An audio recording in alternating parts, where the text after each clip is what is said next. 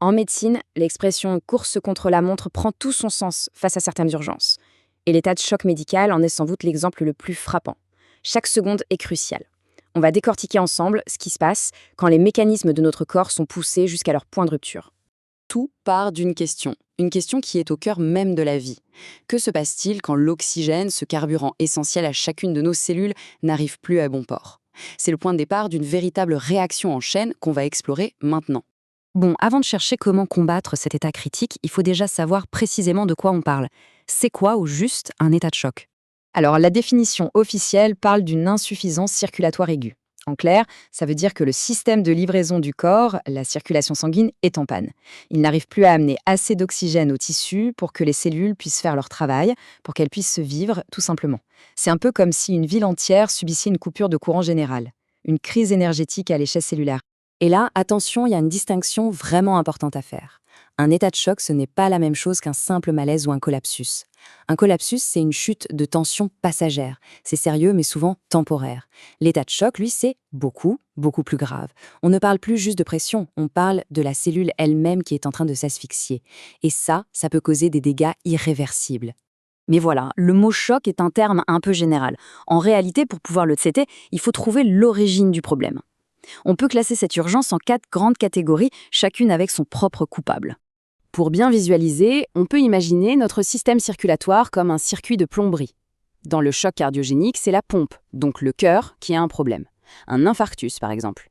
Dans le choc hypovolémique, le réservoir est vide. Il n'y a plus assez de liquide, de sang. C'est le cas lors d'une grosse hémorragie. Ensuite, le choc distributif, qu'on voit dans les allergies graves. Là, ce sont les tuyaux, les vaisseaux sanguins, qui se dilatent et deviennent poreux, comme des passoires. Et enfin, il y a le choc septique. Lui, il est un peu plus complexe. C'est une infection généralisée qui vient empoisonner tout le système et l'empêche de bien utiliser l'oxygène, même s'il y en a. D'accord, mais alors comment on le reconnaît cet état de crise? Le corps ne reste pas silencieux. Il envoie des signaux de détresse, des indices qu'il faut absolument savoir interpréter. Ces indices forment un tableau assez clair. Le système circulatoire est en difficulté, la tension artérielle s'effondre.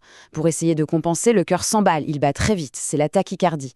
La peau, elle, devient froide, pâle, parfois marbrée. Pourquoi? Parce que le corps, dans un ultime réflexe de survie, redirige le peu de sang qu'il peut vers les organes vitaux comme le cerveau et le cœur.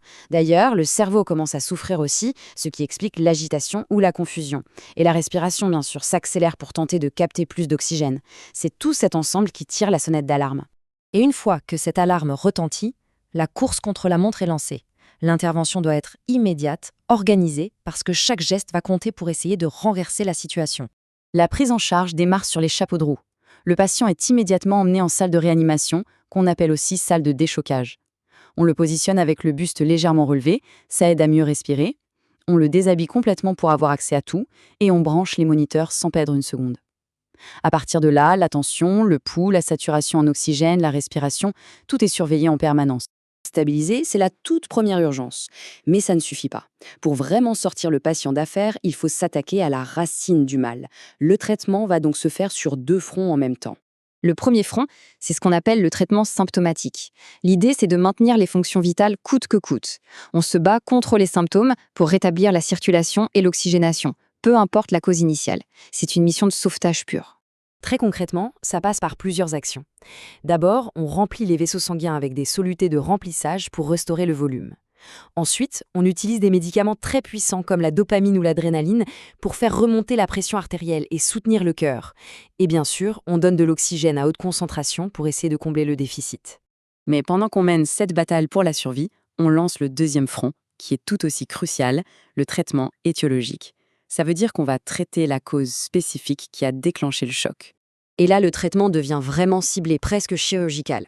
Si le choc est hypovolémique à cause d'une hémorragie, la solution, c'est de transfuser du sang. Si c'est un choc cardiogénique dû à un caillot qui bouche une artère du cœur, on peut utiliser des médicaments pour le dissoudre, la thrombolyse, ou faire une intervention pour déboucher l'artère. Et s'il s'agit d'un choc anaphylactique, une réaction allergique, l'arme absolue reste l'adrénaline. Bref, à chaque cause, sa solution. Le combat n'est pas terminé une fois les traitements administrés. Loin de là. Commence alors une phase de surveillance intense.